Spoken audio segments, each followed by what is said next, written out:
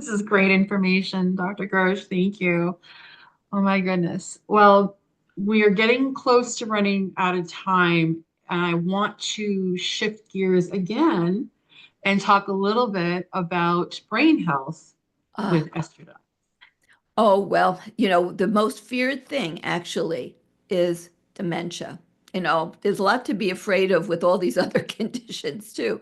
But when they do surveys, having dementia and Alzheimer's is the most feared. Like when I get old, I just don't want to be demented.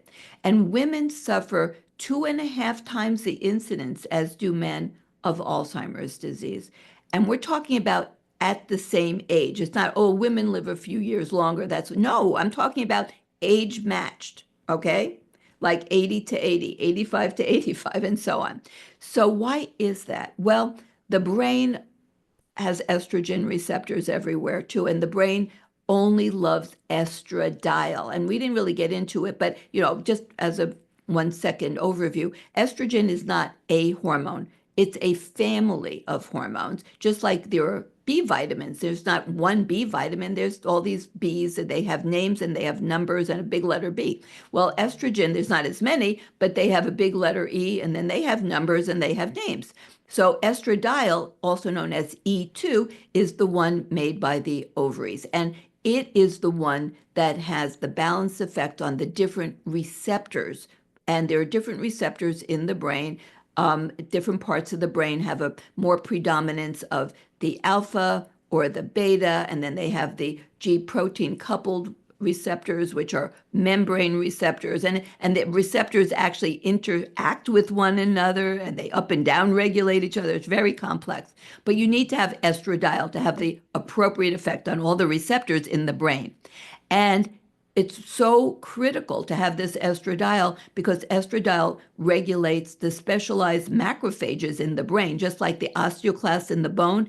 In the brain, there are microglia. Microglia are the specialized macrophages, also the gobblers. And when you don't have enough estradiol present, these crazy microglia, they're only crazy when they don't have enough estradiol. They like the osteoclast. See, once you understand the mechanisms, it gets to be repetitive, right? So in the bone, the osteoclasts go crazy, start gobbling up bone without controls.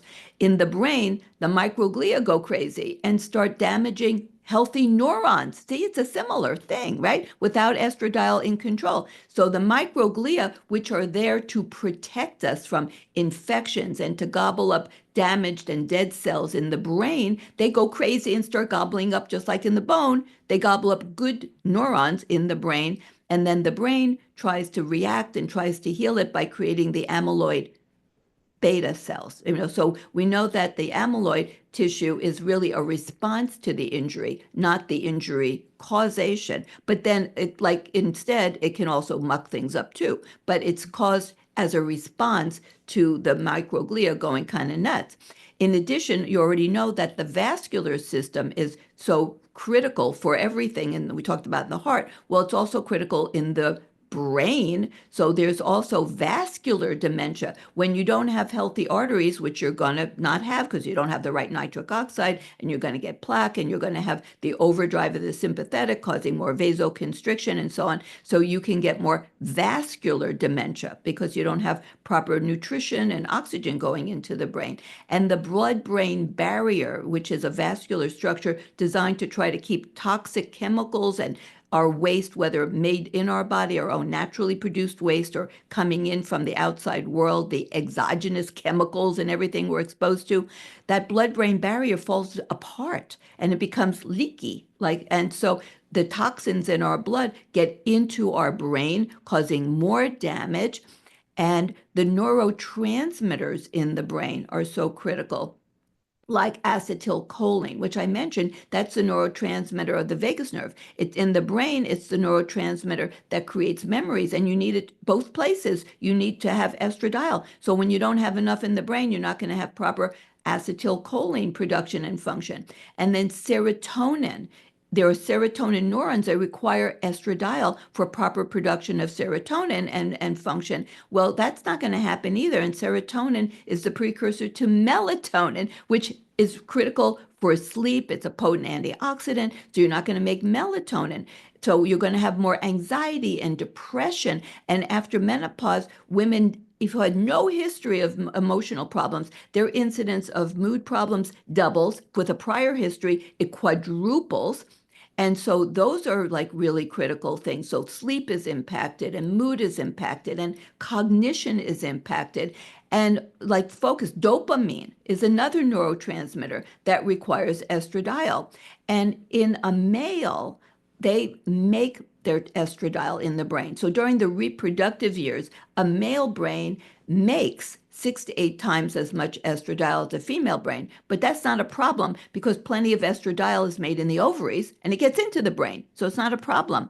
The brain makes neurosteroids. It actually is like a factory of these hormones that are steroids. They call them neurosteroids. So the brain is designed to make estradiol, but you need a lot of testosterone and it also can be made somewhat from cholesterol. And the female brain wasn't designed to make a ton of estradiol because you're getting it supposedly from your ovaries.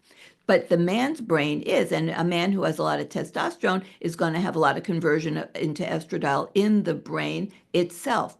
So men have less, I mean, their testosterone goes down and they have more inflammation. So over time, they can certainly get Alzheimer's, but women have, like I said, 2.5 times as much as men age match.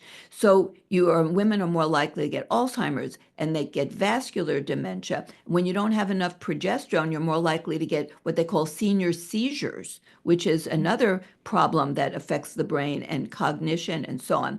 So there's a lot to be concerned about. So estradiol is not optional for brain health. And by the way, in the hypothalamus of the brain, that's what regulates appetite. So after menopause, women have dysregulated appetite. They often have binge eating disorder, and so that's a big problem. And as well, the master clock that regulates the whole circadian rhythm of the body, that keeps all the organs working in the same time zone, that requires estradiol. So after menopause, in a woman, they become essentially jet lagged all the time. It's like you're crossing like multiple continents on a frequent basis. So you're jet lagged all the time because your master clock, and the word we use is drifts. So it doesn't keep the beat.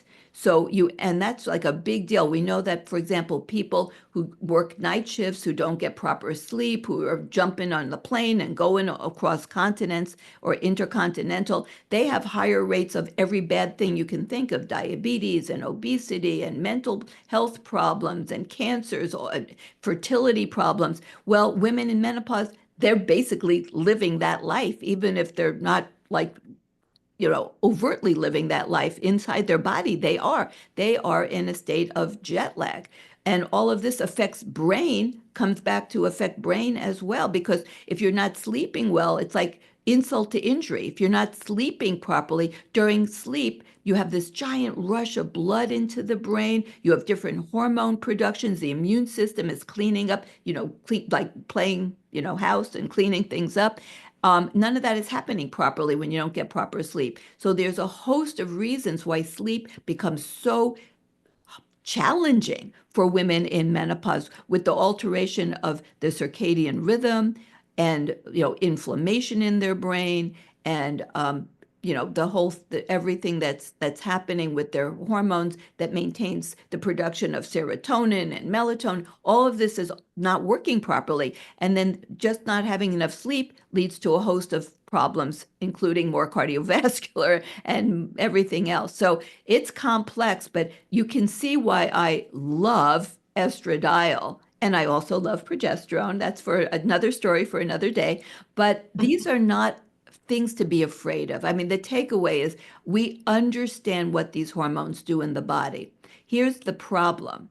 We don't have ongoing research helping and guiding us with the best ways to deliver these hormones back to women. And that's what I'm like desperate to see, like funding for really great studies using proper forms of these hormones and proper dosing and proper rhythms to try to reasonably get back to the levels, doses, rhythms of a healthy 25-year-old. But we're not getting that. There's no interest in it. There's no one doing this research. There's no one paying for this research.